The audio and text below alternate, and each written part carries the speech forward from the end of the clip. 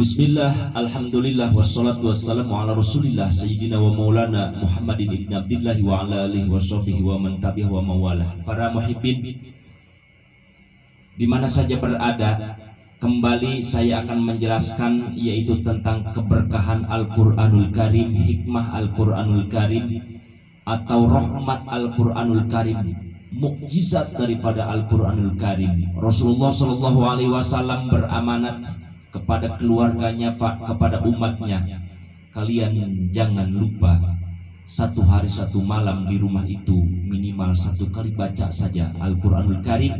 Itu akan menjadikan keberkahan di rumahmu. Berbagai macam cahaya oleh Allah Subhanahu wa Ta'ala dikirim, yaitu melalui para malaikat-malaikatnya. Itu unsur dasarnya. Sekarang pertanyaannya, bagaimana ya Rasul? Misalnya dalam satu rumah, satu tempat ini jarang atau kadang-kadang atau enggak ada bacaan Al-Qur'anul Karim, enggak ada yang baca Al-Qur'an atau jarang dibacakan Al-Qur'anul Karim. Surat Yasin, Fatihah, Al-Qur'an itu kan, Suratul Ikhlas dan lain sebagainya. Tidak ada bacaan di dalam rumah itu, bacaan Al-Qur'anul Karim. Yang ada hanya TV, suara TV, yang ada hanya HP, yang ada hanya radio dan lain sebagainya. Misalnya, ini bagaimana? Apakah ngaruh terhadap kehidupan yang pengisi rumahnya? Sangat memang ngaruh kepada orang yang penghuni rumah.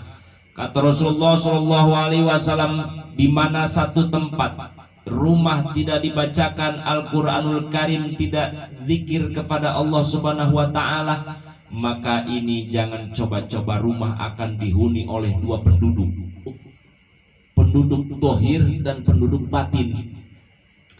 Penduduk batin itu artinya penduduk dohir, ya penghuni rumah, ibu, bapak, anak dan lain sebagainya. Tapi ada lagi yang menduduki, yang menghuni lagi, yaitu penduduk batin yang tidak kelihatan oleh mata.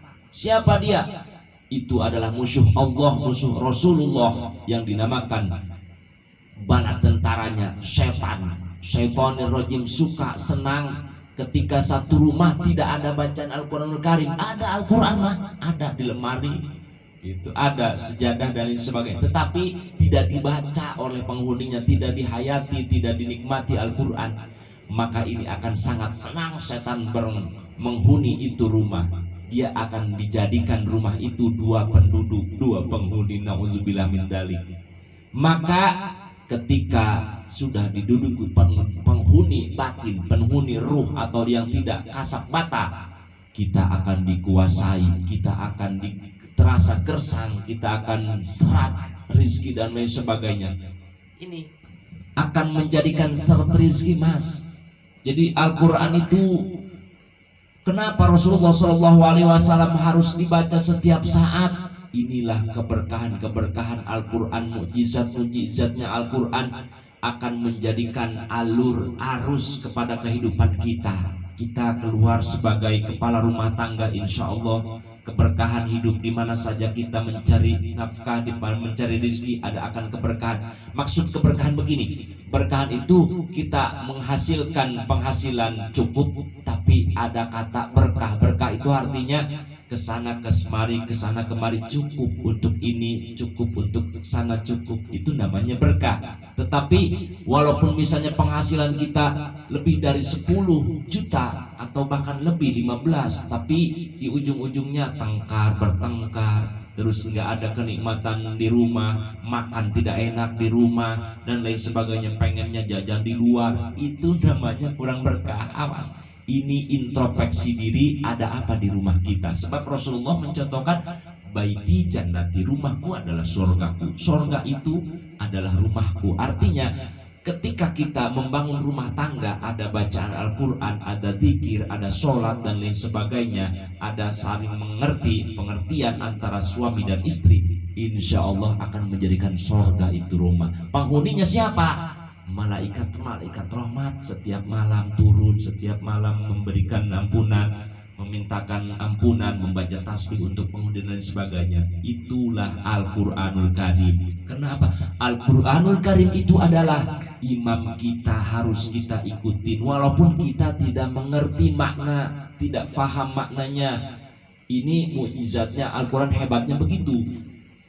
Jadi ketika dibaca, dia akan mendapatkan berbagai cahaya keberkahan. Mudah-mudahan ini ada manfaatnya.